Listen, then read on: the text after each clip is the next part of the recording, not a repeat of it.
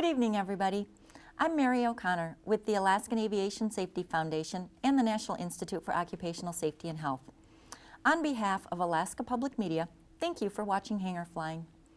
This evening, we are honored to have Roger Motzgo on the show. He has been an integral part of the Alaskan Aviation Safety Foundation seminars in creating the what-if scenarios that allow pilots to test their judgment in various flight scenarios.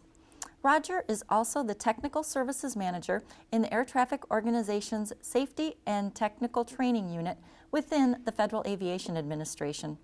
And Captain Motzgo has recently retired from the U.S. Navy.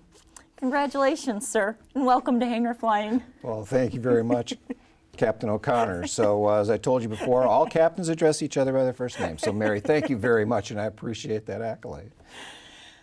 It sounds like you have a lot of jobs. Yeah, so I have a lot of great work that I get to do public service-wise for both the Federal Aviation Administration, formerly for the Navy, and can't have better work than, of course, working in aviation safety. That's true, and it pays huge dividends. Can you tell us exactly what you do for the FAA? Yeah, so that's a little difficult. So it comes down to computational forensics. We like to look at risk in the aviation system and say, so what things are causing pilots or controllers the most consternation? And then when events don't go exactly as we would like them to, probably about 7,000 times a year, sometimes they're close and sometimes not so close, but we want to keep the system safe. And so we take those events and then we reconstruct them. And we try to reconstruct them into a cartoon so that you can look at the animation and visually you can get a little bit from what you see and then from what you hear from the air traffic communications. And then we put that together so that we can help you solve that problem. And so you've got that puzzle solved for you, and then you can look back at it and say, maybe I learned something from that. So you take events that aren't necessarily fatalities, Right. but learning opportunities, and you create a reenactment. Mm-hmm. Who gets to see these and learn from these? So we create them for a wide variety of audiences, primarily for air traffic controllers and facilities. So we can teach them, of course, for any pilot organization, any CFI, airline companies come to us, small and large, and say, hey, do you have something that looks like this? Because they may be trying to teach a point. And so we'll go through our archive of about 300 plus events that we've produced over the last 10 years. We produce right now between 30 and 60 of these a year.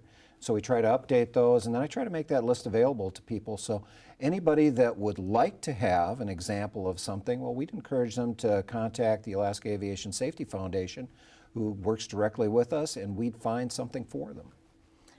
Wow, that sounds like a huge, valuable resource. Yeah, so giant library, giant educational library, and better than self-education, it's mentored education so that you can get up there and do just a little bit of hand flying along with watching them. So if an aviation company wanted to learn from an accident that had occurred, not at their company, but at a different company, they could go to you and ask for some training tools. And would there be a cost? So there's no cost for this. We're the United States government. We, of course, take requests from the public. We take requests from facilities. We try to weigh those out with, of course, the folks that we have and schedule them. And I'll give you a very realistic time scale of when we would have it available, or if we're able to do it, or even if the information is available. With the great tools that we have today in risk analysis and system tracking, generally I can find the piece that you're looking for or something close enough that will allow you to get your training point across. Because of course it's not about who, it's about what.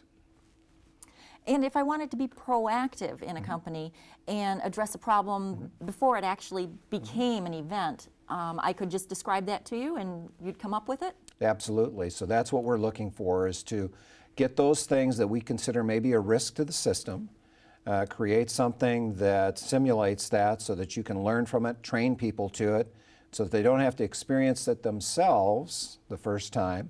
They can actually go through a training event and look at it and analyze it. That's pretty cool. Yeah, it's great stuff. And do you have a team that works with you? We do. So I like to consider our team the entire aviation organization that flies in the United States.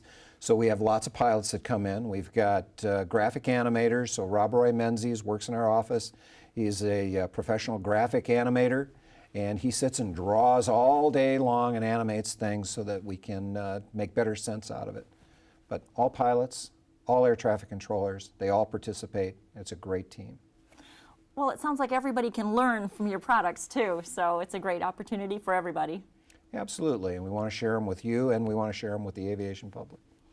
Thank you so much for being our guest tonight, and thank you for your support of the Alaskan Aviation Safety Foundation.